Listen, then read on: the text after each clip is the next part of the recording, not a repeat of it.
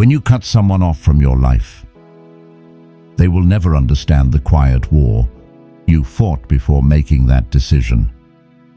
They will never see the nights you spent in confusion, debating with your own heart and mind.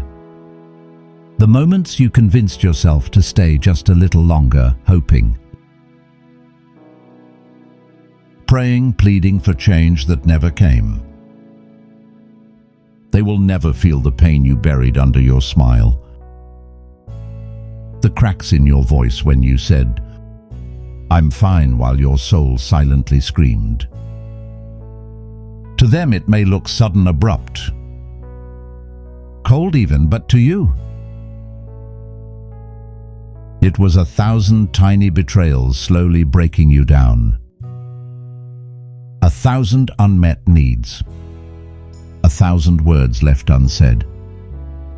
And when the silence became louder than the connection, you knew you had to walk away. Cutting someone off is not a moment. It's a process of realization, awakening, mourning. It's the painful acceptance that love is not always enough, that history does not guarantee loyalty, that blood does not always mean bond. And when you finally let go, something shifts inside you. You begin to breathe again. But they will never know the cost. They will never understand that your silence is not revenge. It's protection. Not punishment, but preservation. You didn't walk away to hurt them. You walked away to heal you, because staying was breaking you in places no one could see. You outgrew the version of yourself that tolerated being undervalued, dismissed, ignored. Psychologists often talk about boundaries as acts of self-love. According to Dr. Brené Brown, daring to set boundaries is about having the courage to love ourselves, even when we risk disappointing others. Cutting someone off is the ultimate boundary, and it takes strength. Real strength. Not anger, not hatred, but deep self-respecting strength. But they'll never see that. They'll say you changed, that you became distant, cold, maybe even selfish. They will never tell the full story, the story of how you kept showing up, kept giving chances, kept forgiving until it cost you your peace. They'll paint you as the villain in their version of the story. But that's okay, because you're not here to be understood by everyone. You're here to understand yourself. When you cut someone off, it's not about them. It's about reclaiming your energy, your time, your worth. And sometimes the greatest act of love is letting go.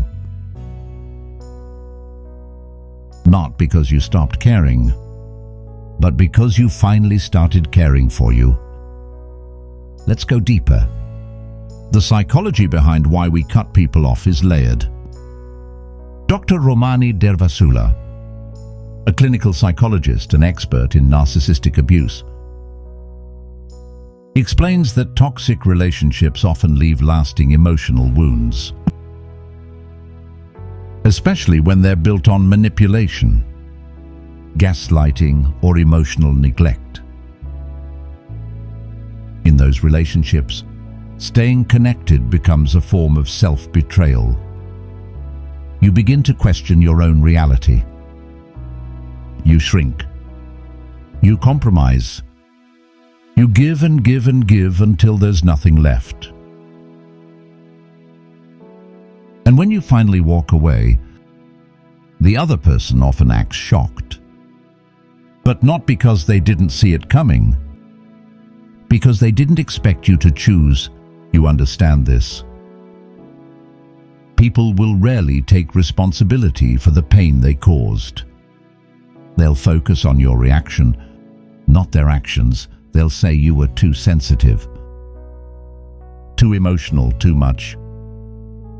But those are just words used to deflect accountability. When you cut someone off, you might grieve not just the person, but the potential, the version of them you hoped they become. And grieving someone who is still alive is one of the most painful forms of loss. But healing begins when you stop rewriting the same painful chapter, hoping for a different ending. You deserve peace. You deserve to be surrounded by people who see you, hear you, value you. People who don't need to be convinced to treat you right. People who love you out loud. And the truth is, not everyone gets to go where you're going. Not everyone deserves a seat at your table. And that's okay. When you cut someone off, they will never know how long you love them before you let them go. Know how you cried yourself to sleep, wondering if you were doing the right thing. Know how you still sometimes wonder if they think about you, if they miss you, if they've changed. Know that you still sometimes miss them, even if you don't want them back. But cutting someone off isn't about being heartless.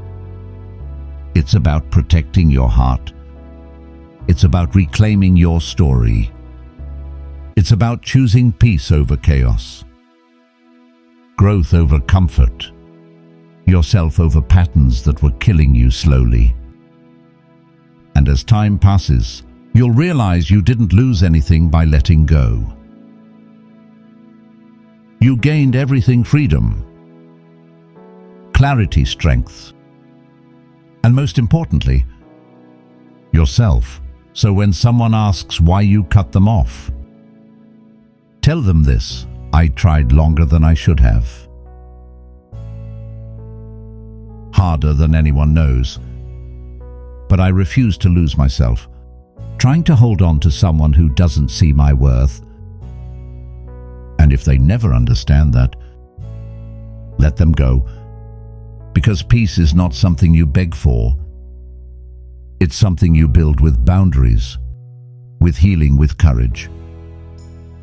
And in the end, you don't need closure from them. You just need peace within you.